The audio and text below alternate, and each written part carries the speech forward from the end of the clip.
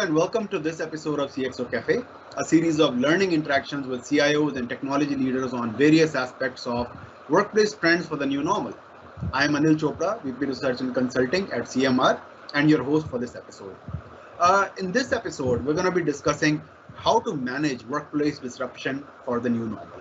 Now, as we all know, that the pandemic has had its impact on every industry and changed everyone's working style and redefined the workplace. The automotive sector was perhaps one of the hardest hit. Due to the lockdown, production was shut down, supply chain was badly impacted, and even the demand had dipped. In fact, according to ACMA, the sector witnessed negative growth in sales for all vehicle categories. However, the sector demonstrated considerable resilience during this time, which really helped it bounce back quickly. In fact, as things stand now, the future looks very, very bright for this sector. And but in order to leverage this real growth, the sector must mitigate all the challenges that the pandemic has caused. And IT has a key role to play in managing this disruption, and having the right collaboration strategy and infrastructure are essential to ensure seamless communication between the workforce and external world. So our discussion today looks into how to manage workplace disruption in the new normal and how can a sound digital collaboration strategy be a key ingredient to tackle it. And for this, we have with us Manjunath Prasad, Head IT Infrastructure, TVS and Sons Private Limited. Welcome to CXO Cafe, Manjunath. Thank you, Anil. Thank you. Now, before we start this discussion, here's a quick introduction about TVS and Manjunath. TVS Motor Company, short for TVS, is a well-known Indian multinational automotive company that manufactures motorcycles, scooters, and three-wheelers. Headquartered in Chennai, TVS Motors is the third largest motorcycle company in India, with a revenue of over 20,000 crores as of 2018-19. The company is also the second largest two-wheeler exporter in India, exporting to over 60 countries. Manjunath is a senior management professional with over 25 years of experience in the IT industry. He is a Prince 2 practitioner, has ITIL version 3 intermediate certification, and has comprehensive skills in IT operations, audit compliance, and customer engagement. Welcome to CXO Cafe once again, Manjunath. It's really great to have you join us today. Thank you, Anil. Now, Manjunath, the recent crisis has, as I was saying, has disrupted just about every industry. How did it impact your own work, and what were some of the big challenges that you faced? Well, Anil, thanks for inviting me to this beautiful session. Just to start off with, just to add upon that, TVS Motors is one of the entities of it. We have around 50 plus entities under our umbrella. So the entity which I group head and all, we are primarily into the dealership business and the parts distribution business across the country. So we have a presence of nearly 200 plus outlets across the country. We are the primary dealers of Ashok Leyland, Mahindra and Mahindra, Renault, and all. These are the different various verticals what we handle with. Apart from this, we are the becoming the one of the pioneers in the service industry, like My TVS, Go Bumper, Car Crew. These are all coming under the service banner. The third vertical what we handle is about the spare parts distribution and selling. So that's what we handle. That's the third vertical. Now, coming to a question about how did you handle the pandemic? How did the crisis happen? Yes, to be frank enough, it was a tough challenge. We took around 3 months to stabilize because we had been used to work on the ground, because automotive sector always works with front end force, standing in the garages, handling salespeople, handling service people. That's how we have been used to work. And this pandemic was a huge setback to us to make them everybody to come and start working in the remote fashion. So frankly speaking, for the automotive sector, remote working was something, a distant thing to be thought of, which the pandemic has taught us a different way to handle it. And now after 3 months, the first 3 months, we had a little number of challenges to cope up with, to set up the basic infrastructure, to set up the basic system connectivities to the respective people, because we had more of desktop activities happening on the floor. Now we have to enable them with all the number of laptops and all. So with those things taken in mind, so those had some challenges, and it took some time, 3 months. Then we coped up with that, and we set the back rolling. Great to hear that. And thanks for that quick introduction about TVS. I think it's a big group. So obviously, I think you know it much better than I do, and you explained it so well. 200 locations, managing that itself is a huge challenge. I can imagine how you must have been, how it must have been like during those 3 months. So I can imagine. But congratulations on managing it so well. Now, when I come to a collaboration infrastructure, based on your experience, what are the key challenges in implementing a South collaboration infrastructure? I mean, I'm sure that that would have been one of the challenges you have faced during this time to make sure everyone is able to communicate. Yeah, well, that as I said, since we are more on the on the hands kind of approach people, for us the collaboration tool was one of, though it was there, though the tools were available, the usage was not much. The usage was not very high. We had to push. I could see only the corporate offices and the backend or IT offices utilizing to the all the collaboration tools of chat, Skype, all those things and all. But the down level usage was very low. So thanks to this pandemic, the table turned round, and there was a demand for using those channels and tools, and we were pushed to start pushing more of these channels to the end user community. Not only the end user community, we had to start setting up the my customers, my end users, my stakeholders. We had to start engaging them also. So there the push started for the collaboration tools became a reality there, where the percentage of utilization gone up from 10% before the pandemic. It went up to 60% post the pandemic. So that was a blessing in disguise, in a way to push IT digital landscape in the organization. That was the collaboration start journey what we started off with. Yes, great to hear that. I'm sure that before the pandemic the usage was fairly low, but I guess when the pandemic hit, there wasn't really much of a choice, so people had to kind of get used to it. But I think one critical thing is that timely communication between different people, becomes very important to manage any kind of workplace disruption. And so when it comes to that, which collaboration technologies become really important for you to enable, this effective and timely communication? What we have done is based on for our internal usage, to be frank, we have started using Microsoft Teams as a big thing. So we started utilizing Teams in a big way entirely across the organization. But now when it goes to the customer things, we should be ready to adapt to everybody. We should be ready to use whatever they have. We can't say that I can just use this model. So today what we see is 80% of the utilization of Microsoft Teams, whereas the remaining 20% we still use other channels also based on the customer requirement or the stakeholder requirements. We use Zoom, we use G Suite, Hangouts, whatever is available, webinars, so many things are there. So, but 80% it goes with Microsoft Teams today because it's easy to use. It's adapted to the working style or working culture. That's how we do. I think so. It's primarily Teams, but then you use other tools also for 20% of the workforce. Yes. Now, Yes. many businesses enabled work from home for their employees to keep their business running, and the same thing that you also did. Now, being a manufacturing company, how much of work from home was really possible in your industry? And how did you really ensure smooth collaboration between those who came to work and those who worked remotely? Well, for the manufacturing lot, it's been a tough time because everything happens on the floor. So manufacturing might have taken a dip on the during the exact lockdown. But for the so the lockdown was restrained for 1 or 2 months maximum. Then we started in a slow scale. But whereas other dealership models and although the outlets were being open, the sales and the revenue generation was not so high because of the pandemic hit.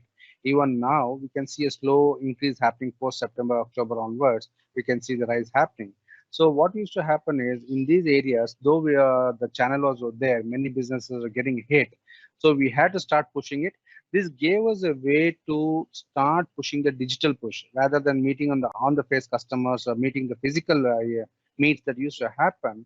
What we started giving focus is more of the digital push. The digital meetings started happening, which in one way increased the mobility productivity of my people, internal people, because if a sales executive had to meet, he was planning to meet on 4 people in earlier. Now today over the virtual meet, he's able to meet up to 6 to 8 customers. He can set up that thing. Yes, but the physical touch is still physical touch, at least for the Indian mentality part. that requires some time to more change. But still, the productivity level has gone up with the sales executives. It has saved the time of travels and all those things and all, in addition to other benefits what you get. So that has helped us in a way to move faster. The productivity has helped faster. So that is two things that has helped us. One is the productivity has slightly improved for the sales executives at the front end, and second thing, this gave us way for more number of digital solutions for the digital connect with the customers and the stakeholders started developing. It gave way. There was a huge demand for giving digital solutions to the app. Requirement was so huge. We had to prepare a mobile app, portals app, start adapting to the customers, engaging the customers via these portals and channels was something that was a thing which we had to focus on and push it across. Now, the story doesn't end there. Once you set up that, you have to start engaging the customer, bring them to our journey, get them accustomed to that. Before even the customer, I had trained my internal staff to get accustomed to that because we are also new to this. My internal stakeholders also new to this. So we had to internally gear them up, then make them ready, and then do the handholding with the external stakeholders so that they can drive it successfully. So the business has given us two ways. One is the productivity push has happened in some factor, and the second thing, the digital solutions footprint has increased drastically over this period. Yeah, I'm sure that digital footprint has obviously increased and people have gotten used to it. So and glad to hear that people are actually asking for it and you're actually been able to help them go digital. In fact, before the pandemic, we had to go and sell a solution. Hey guys, use this. This is useful for the business and all. But now it's the other way around. The business has a lot of pressure on us. When can it deal? And we have so many business units. Each business unit has its own demand of getting things digital print so that they want to make the presence in a different way, right? So that has set a huge expectation altogether now. Oh, that's good actually. People have gotten used to it and now they expect digital technologies to enable them. That's very good to hear. So, but tell me something now. What this basically leads to is now a hybrid model, right? Where some people will they expect digital solutions, some people will still come to work. They expect to be have physical meetings, face-to-face meetings, and all that. But so, is the hybrid working model really here to stay in your sector, or do you feel that this is only temporary?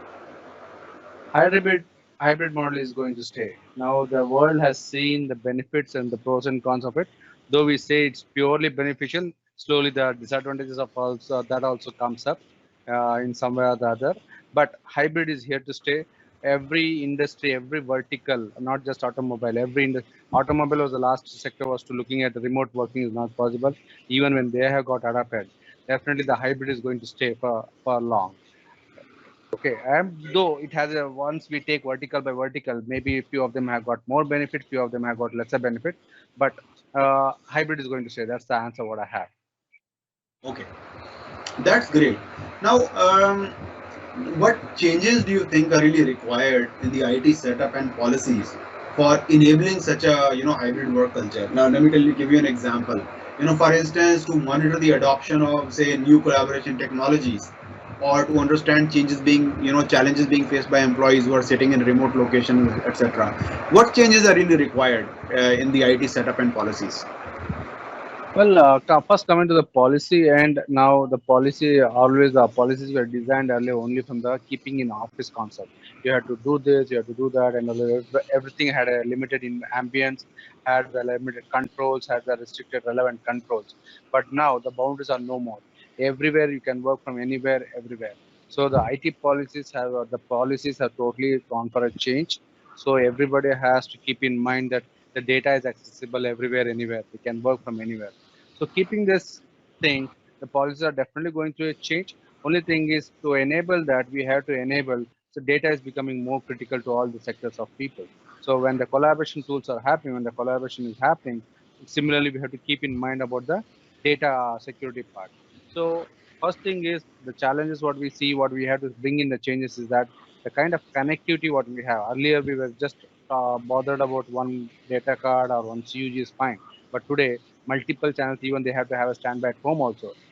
We used to think only about the corporate networks to have primary, secondary, standbys, redundant, and all. But now even house is becoming such a critical place that even there we have to think of the good connectivity. So connectivity is the first option which I would like to see, that that's going to huge changes, which is becoming mandatory for everybody.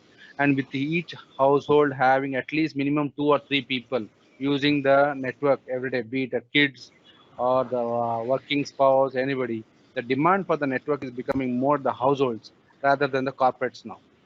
Before the pandemic, it was vice versa. The pandemic, the enterprises were hogging the bandwidth of the entire corporate, the commercial sector, whereas the residential sector was the least users. Today, it's totally the vice versa.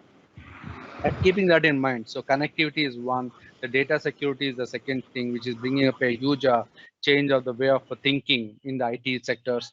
So where everybody needs to be given a secured network, secured connections, and all. Then the third thing is on the type of productivity monitoring. As you rightly brought up the point of the productivity monitoring, there are a lot of apps coming in now. Whether it's right or wrong, it's a different debate altogether.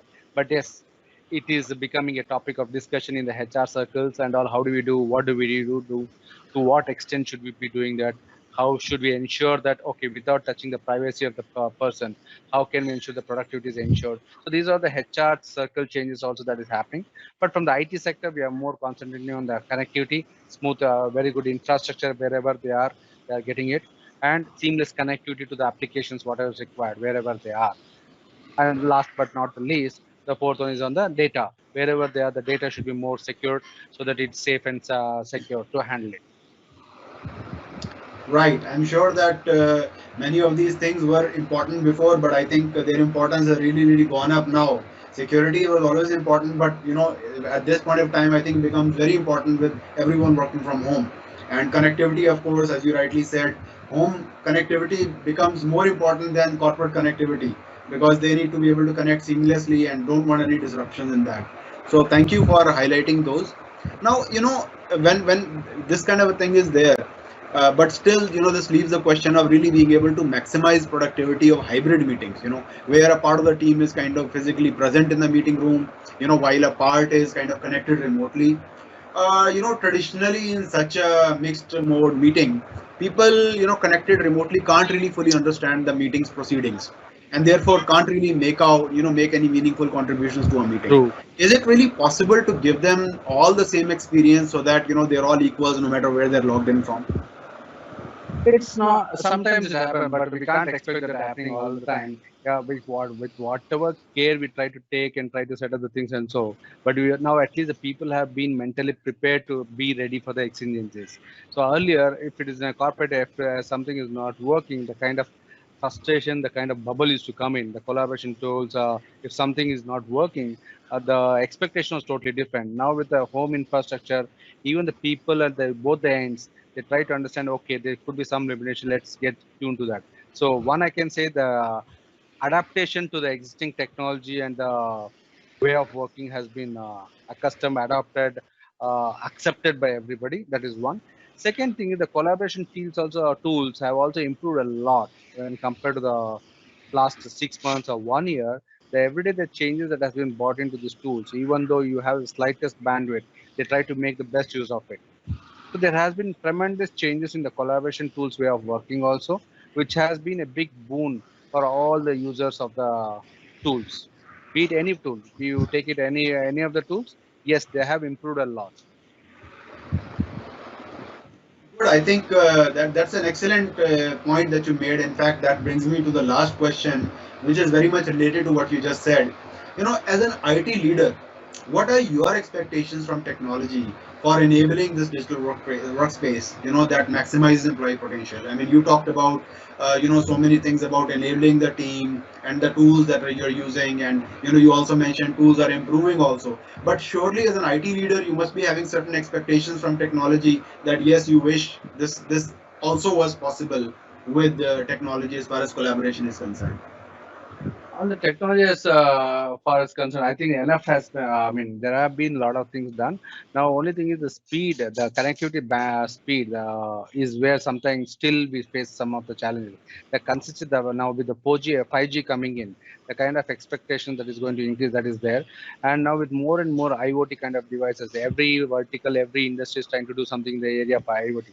The number of points, touch points for the collaboration becomes more and more. The data that is going to come in from different directions is going to be more. So with these things coming in, the dependency on the network will be much more expected, and collaboration tools will be expected, not only just the human touch, maybe there would be a light of real time, the data to flow in with the from the different devices or from the different items may be expected that. So that would be one of the where the real augmentation of voice, VRs, those kind of things might come in.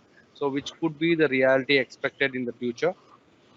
That is one where we have to stay adapted to that, stay see how we can get that also into our running life.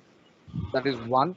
And connectivity, definitely with 5G, we are hearing this for the last 6 months now. So we do not know when it is going to get launched and what are all the pain points or the benefits that would bring in. So we have to wait and see for that. Now, from the tools perspective, I think there has been enough now done. There has been good amount of work done. We might be expecting more something on the VR kind of things, the automation type of things, the intelligence kind of things coming in based on the surroundings, how it can pick up, how it can improve itself and all. The intelligence part coming in may be expected in the tools, collaboration tools. So yes, more intelligence expected in the collaboration tools, and probably some of it is already happening also. Well, thank you, Manjunath, for joining us today and sharing your insights. It has been a pleasure to do this interaction with you. Sure. Thank you, Anil. Thank you for that. Well, that's all we have for you today. We hope you enjoyed watching this episode of CXO Cafe and found it interesting and useful. We'll be back again soon with more interesting chats around other aspects of new workplace trends. So stay tuned. Thanks for watching CXO Cafe and see you again soon. Goodbye.